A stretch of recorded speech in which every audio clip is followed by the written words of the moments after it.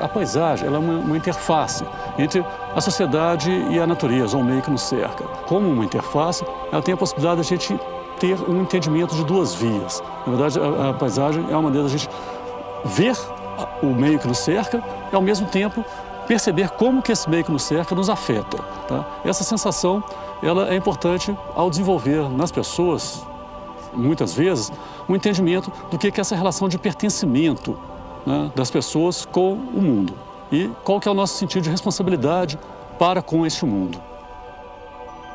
E a fotografia é uma forma de representação da paisagem, na qual essa interface ela é muito interessante, ela pode ser vista de uma maneira mais transparente, mas pode ser vista de uma maneira muito criativa também. O meu envolvimento com a fotografia da paisagem, ele começou, na verdade, muito cedo, em paralelo a um interesse meu pela natureza. Na verdade, eu comecei a fotografar mais quando eu passei a ver a possibilidade de fotografar o que me interessava na natureza. E eu acho que isso é um aspecto muito importante. Na verdade, a gente fotografa o que nos interessa, o que a gente acha que pode ser replicado, que pode ser passado para as pessoas.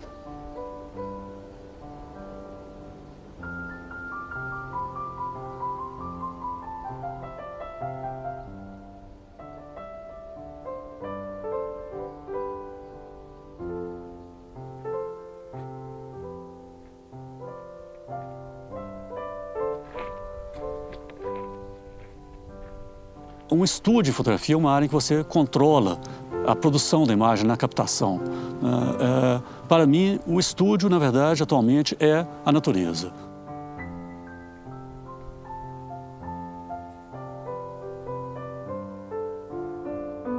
Esse equipamento que eu uso, ele é, na verdade, uma mistura de equipamentos de um projeto do século XIX com equipamentos desenvolvidos no século XXI. É basicamente uma câmera de formato grande, na verdade uma caixa de madeira com folha de couro, na qual se montam as objetivas e se coloca originalmente um filme na traseira da câmera de formato grande. O equipamento que eu venho usando hoje usa, em vez de filme, um dispositivo de captura digital por varredura. Essa captura ela é feita nesse beck de varredura que é conectado a uma unidade de controle alimentado por bateria e controlado no computador como se fosse um scanner. Esse processo, ele, na verdade, permite uma imagem com uma qualidade muito alta, uma qualidade em termos de definição de detalhes, em termos de qualidade de cor. Historicamente, a fotografia de paisagem sempre se caracterizou pelo uso de equipamentos tipicamente de formato grande, mas principalmente por um trabalho de processamento da imagem muito refinado. No meu caso, eu reúno, pode-se dizer que o pior dos dois mundos, mas na verdade é o melhor dos dois mundos. Exatamente a possibilidade de controle da imagem com câmeras de formato grande e a possibilidade de controle de captura digital da imagem com uma resolução muito alta.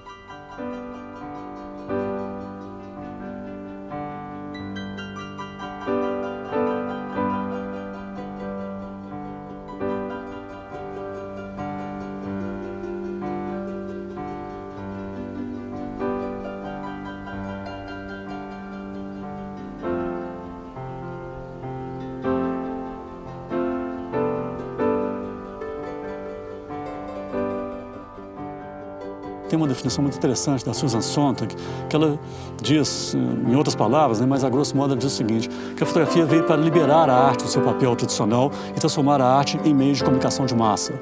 E com isso, a gente passa a atingir, na verdade, uma população mundial. Na verdade, para entender o processo de produção de fotografia, entender o significado da fotografia na nossa vida, nós temos que entender como que as imagens são usadas, ou para que elas servem. E entender que ela pode ser, né, uma ferramenta de comunicação muito poderosa.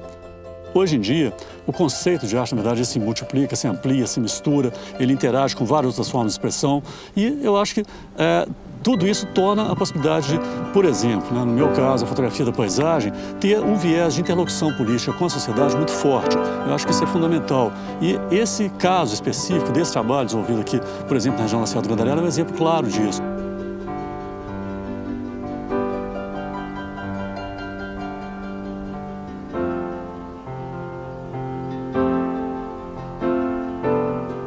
Nós estamos aqui no alto da Serra do Gandarela, que é uma área muito próxima de Belo Horizonte e que ela tem algumas singularidades, algumas particularidades muito importantes. Ela é uma das últimas áreas ainda muito bem preservadas de toda a região central de Minas Gerais. Ela é a última área dentro do quadrilátero ferrífero e aquífero que ainda tem uma possibilidade de preservação de suas características ambientais de uma maneira integrada. Ela é uma das últimas reservas hídricas que tem uma possibilidade de abastecimento futuro para a região metropolitana de Belo Horizonte. Esse local, especificamente que nós estamos aqui agora, é um mirante que dá vistas para as nascentes do córrego Maquiné, que é um dos principais afluentes do Ribeirão da Prata. Esse Ribeirão da Prata é um ribeirão que nasce na Serra do Gandarela. O curso dele está inteiro dentro da proposta de criação do Parque Nacional da Serra do Gandarela. E o que acontece é que essa água que vem da região da Serra do Gandarela, ela contribui para o aumento da quantidade e principalmente da qualidade da água que é captada em Bela Fama, que é uma captação da Copasa, que abastece mais de 70% da população da cidade de Belo Horizonte. Se essa região for impactada por empreendimentos minerários, essa qualidade da água vai cair, a vazão de água que vem daqui vai cair, a qualidade dela vai cair e isso vai significar um empobrecimento da qualidade de água que é captada em Bela Fama e um aumento extraordinário do custo de abastecimento para a região metropolitana. O Ribeirão da Prata é provavelmente a última reserva estratégica de água que nós podemos contar no futuro próximo para abastecimento de Belo Horizonte. A proposta de criação do Parque Nacional é uma proposta importantíssima, porque ele protege integralmente a região. A Serra do Gandarela é um divisor de biomas. A região de Mata Atlântica, do lado leste, a região de Cerrado, do lado oeste. Ela tem uma biodiversidade endêmica específica da região de Cangas, ferruginosas em altitude. Ela tem uma série de atributos turísticos e paisagísticos muito importantes, que têm o potencial de prover um desenvolvimento econômico local e regional para as populações, comunidades e municípios do entorno do parque. Resumindo, a Serra do Gandarela é uma das últimas, se não a última possibilidade de preservarmos o que ainda nos resta de natureza intocada no entorno de Belo Horizonte. E é a possibilidade de partirmos para um modelo de desenvolvimento que seja realmente sustentável.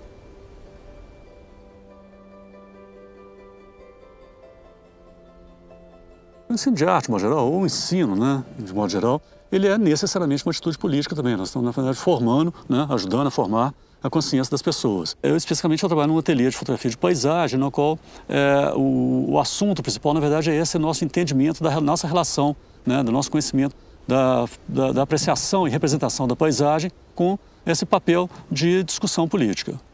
Sempre que possível, eu trago os alunos para visitas de campo, de regiões diversas, Eu acho que é muito enriquecedor isso. Acho que é uma possibilidade da gente entender um pouco, no caso específico da paisagem, ou da fotografia de natureza também, a gente entender um pouco o que é realmente o papel do instrumento que nós estamos usando.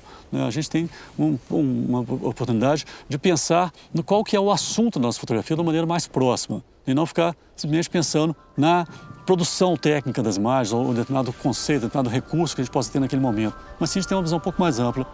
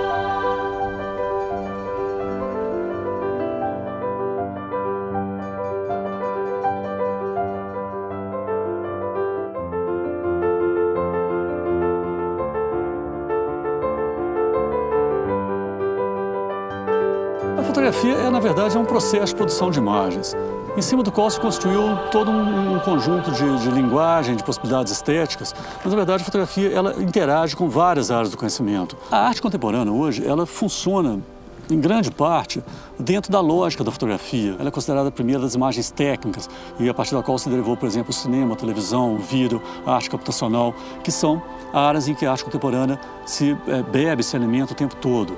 Então, na verdade, tem uma interação muito grande. Eu não vejo, na verdade, muito sentido em ficar fragmentando isso. Na verdade, é tudo uma coisa só. Eu acho que desde o início do século XX, né, a arte veio, na verdade, se apropriando de várias ferramentas da fotografia a ponto de, embora não completamente extinto, né, mas quebrar basicamente aquela pergunta inicial que sempre pô, né, os artistas e os fotógrafos, de modo geral, pensando se fotografia é arte ou não é.